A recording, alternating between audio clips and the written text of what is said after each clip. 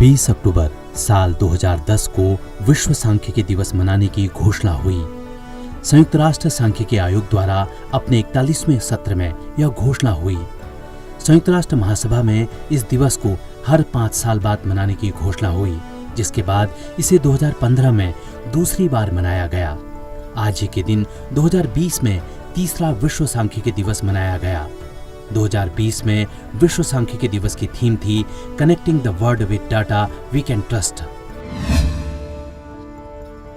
20 अक्टूबर साल 1930 को भारत के उच्च न्यायालय की पहली महिला मुख्य न्यायाधीश लीला सेठ का जन्म हुआ।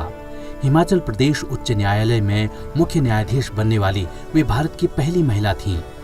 मदर इन लॉ के नाम से मशहूर लीला सेठ दिल्ली हाईकोर्ट की पहली महिला न्यायाधीश भी बनी। साल 1998 से 2000 तक वे भारतीय विधि आयोग की सदस्य रहीं। लीला सेठ निर्भया गैंगरेप के लिए बनी जस्टिस वर्मा की अध्यक्षता वाली जस्टिस वर्मा कमेटी की सदस्य भी रहीं। 20 अक्टूबर साल 1996 से विश्व ऑस्टियोपोरोसिस दिवस मनाने की शुरुआत हुई।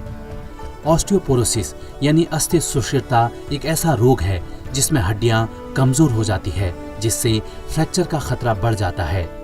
यूनाइटेड किंगडम की नेशनल ऑस्टियोपोरोसिस सोसाइटी ने इस दिन को मनाने की घोषणा की।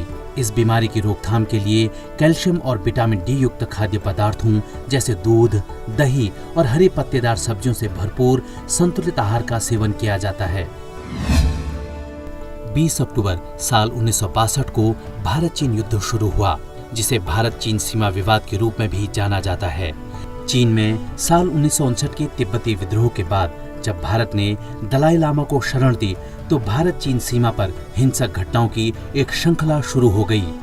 चीनी सेना ने लद्दाख में और मैकमोहन रेखा के पार एक साथ हमले शुरू किए।